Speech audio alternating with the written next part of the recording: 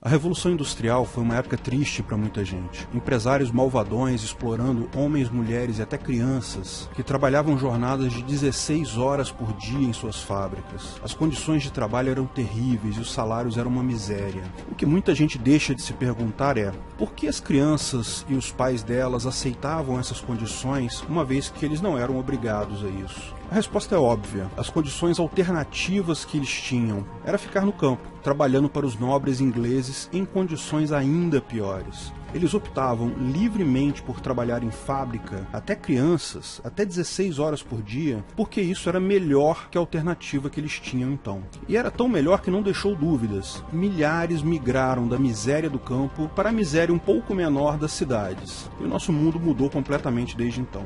Sabe quem realmente ficou triste com a Revolução Industrial? A aristocracia. Porque as fábricas deram uma opção para o povo que era maltratado nas fazendas e terras dos nobres, sem ter até então qualquer alternativa de vida. Não foi à toa que várias famílias nobres inglesas, com séculos de tradição, foram à falência desde então. E o povo em geral está muito melhor hoje do que antes da Revolução Industrial. Essa é a origem do socialismo e do comunismo, que surgiu exatamente nessa época. A revolta da aristocracia contra uma nova organização social, baseada não no feudalismo e na obediência ao lorde da terra, não baseada no planejamento central econômico do rei, mas sim baseada em escolhas voluntárias, no comércio e na ação pessoal. Você tem dúvidas de que quem é contra o livre mercado é a aristocracia? Ora, caro, isso é fácil de provar. Veja quem são os comunistas no Brasil, por exemplo. Só gente de elite, gente rica. Veja como funciona Cuba, um feudo medieval onde milhares perecem na pobreza para sustentar a aristocracia da família Castro.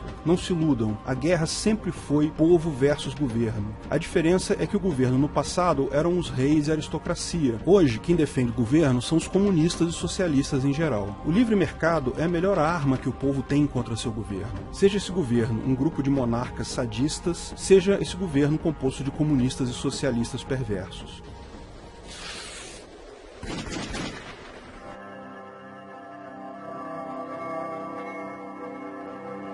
Mas sem o governo, quem vai proteger os trabalhadores? Embora os trabalhadores tenham melhorado de vida saindo do campo para trabalhar nas indústrias, nas cidades, as condições ainda eram muito ruins na época da Revolução Industrial. Mas foram os sindicatos que melhoraram as vidas dos trabalhadores, certo? Fazendo greve para melhorar as condições de trabalho, pregando maiores salários e etc.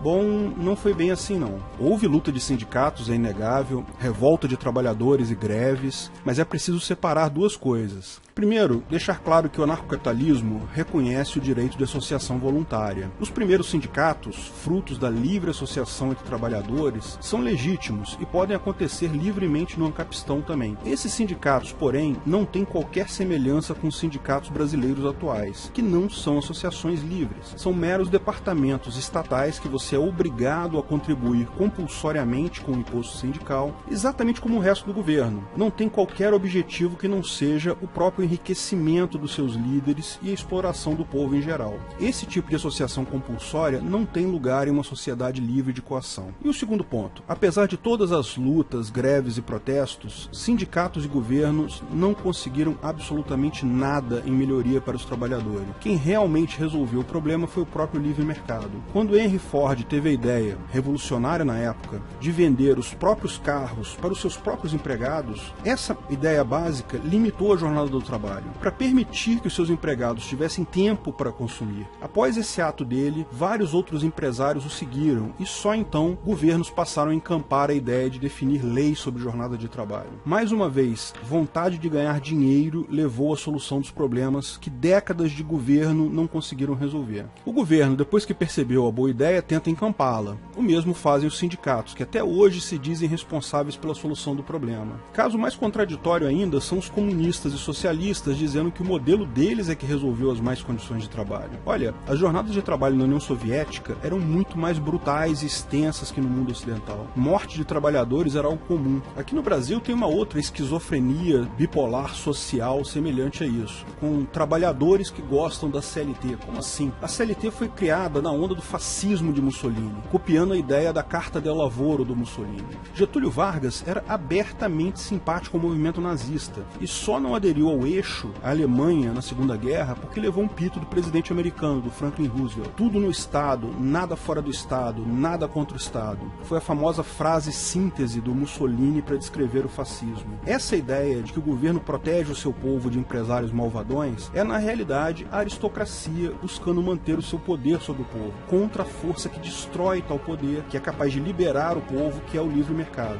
A Carta del Lavoro do Mussolini foi adotada por vários países europeus na mesma época. A maior parte, porém, logo após a Segunda Grande Guerra, aboliram tais práticas e regulamentações, visto que perceberam o grau de dano que causam ao trabalhador. A CLT é, em síntese, um conjunto de regulamentações sobre o trabalho, limites e multas de diversos tipos. Algumas são impostos claros. Ninguém mais tem dúvida que o FGTS é um absurdo completo, um imposto caríssimo cobrado do trabalhador. O trabalhador, claro, fica feliz quando recebe aquela grana ao ser demitido, mas é só fazer a conta que você vai perceber que se tivesse ficado com o valor descontado do FGTS, investido em alguma coisa você mesmo, o trabalhador teria muito mais dinheiro. O governo está devolvendo apenas uma pequena parte do que pegou emprestado de você. Isso é um imposto, mas como qualquer regulamentação, mesmo quando a determinação é inócua, ou seja, não representa um custo óbvio, ela atrapalha negociações livres. Por exemplo, 13º é algo inócuo, não faz diferença. Quando uma empresa vai te contratar, ela faz a conta do quanto terá que te pagar por hora de trabalho. Isso significa que ela vai calcular o número total de horas que você trabalha no ano, vai calcular o seu custo total em um ano e vai dividir o segundo pelo primeiro. O valor que você recebe efetivamente por hora trabalhada é tudo que importa. O fato de você receber em 12 parcelas, uma para cada mês, ou em 13 parcelas, não faz diferença. A pizza não fica maior se você divide ela em 13 pedaços, ao invés de dividir em 12 pedaços. Férias compulsórias, jornada de trabalho limitadas, horário de almoço, tudo isso não traz ganho algum ao trabalhador, só limita a possibilidade dele negociar esses pontos em troca de um salário maior. Mas só se engana quem acha que isso não traz um prejuízo ao trabalhador. Esse monte de regras contribui para a insegurança jurídica. Sempre há o risco de algum desses milhares de itens da CLT, acordos sindicais, OJ-SDI 1, OJ-SDI 2, serem questionados depois na Justiça do Trabalho. Isso leva os empresários a considerar esse custo na contratação de novos funcionários. É só mais um custo que compõe o custo total do empregado para o empregador. Como o empregador não tem como evitar esse custo, ele atua nos dois únicos custos que ele pode mudar: o valor do salário e o custo final do produto. Daí, ou você vai ganhar menos para compensar essa insegurança jurídica, ou o produto final vai ficar mais caro para você comprá-lo.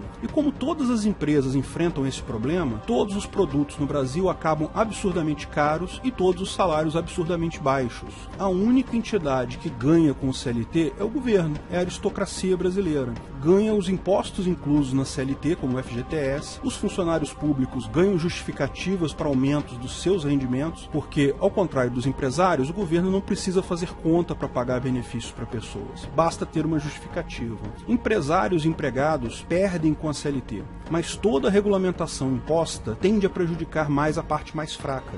A parte mais forte sempre pode jogar o custo dessa regulamentação para outra parte. A CLT acaba por condenar à miséria eterna os trabalhadores brasileiros. Mas, se acabar a CLT, quem garante que o patrão vai repassar esses ganhos para os empregados? Bom, a resposta é simples: é o livre mercado. Ninguém espera que empregadores sejam bonzinhos. Empregadores contratam empregados sempre pelo menor valor possível. Essa é a lógica. A questão é que empresários precisam de empregados. A relação de emprego não é caridade, é negócio. Uma pessoa que tem dinheiro precisa do seu serviço, que é o seu trabalho, e você quer vender o seu serviço a troco de dinheiro. O que determina o salário de uma profissão é sempre o mercado. Como todos os empregadores enfrentam os custos da CLT, os salários se equilibram no mercado em valores baixos. No momento que não houver mais a CLT, o empresário que precisar contratar alguém poderá oferecer um pouco mais para pegar os melhores trabalhadores daquela profissão. Quando alguém fizer isso, as outras empresas ou sobem também o salário ou vão perder os melhores profissionais. O livre mercado desregulado retira a pressão sobre a parte mais fraca da negociação e leva naturalmente o valor do salário para patamares mais altos, com ganhos tanto para o empregado quanto para os empregadores. É um erro que muita gente comete pensar na relação de um empregado com um empregador. Isso é só parte da coisa. É sempre importante levar em conta o mercado como um todo. Dezenas de trabalhadores prestando serviço para dezenas de empresários. Mas e profissões pouco especializadas, faxineiros, lixeiros, esse tipo de coisa? E o salário mínimo? Olha, esse é um outro assunto que leva um tempo grande. Eu não vou falar aqui para não estender muito o tamanho desse vídeo. Vou fazer um vídeo posteriormente, quando estiver pronto vou botar o link nesse. interesse. Da mesma forma, é importante notar que o salário mínimo é uma regulamentação e, como tal, prejudica a parte mais fraca sempre. Bom, então quer dizer que não há empresários desleais que realmente exploram os empregados? Certamente existem. Existe quebra de contrato, empresários que prometem uma coisa e não pagam, contratos desequilibrados. Tudo isso será sim motivos de ações em tribunais privados no Ancapistão. Mas a força do empregado contra esses empregadores é principalmente o mercado. É oferecer o seu trabalho para outros, é divulgar a informação sobre as condições de trabalho. A era da informação barata e acessível já começou. Nela, grandes organizações hierárquicas são impossíveis. Nenhuma grande companhia, nenhum governo conseguirá se manter economicamente viável. A força do empregado é o livre mercado do seu serviço, do seu trabalho. Invista em liberdade, busque atender bem e agregar valor ao que você faz. O retorno é certo. Se você gostou do vídeo, não esqueça de curtir e compartilhar. Clique no logo do canal para assinar e ser avisado de novos vídeos. Se quer saber mais sobre o assunto, veja um desses vídeos que selecionamos para você. Agradecemos o apoio dos nossos patrocinadores: Orian Neto, Breno Meneghetti, Paulo Martins, Felipe Murta, Guilherme Ribeiro, Rogério Souza, Daniel Iopi, Felipe Zavan, Diego França. Se quiser contribuir com o canal, ajudar na divulgação do anarcocapitalismo, veja na descrição de que formas você pode fazer isso.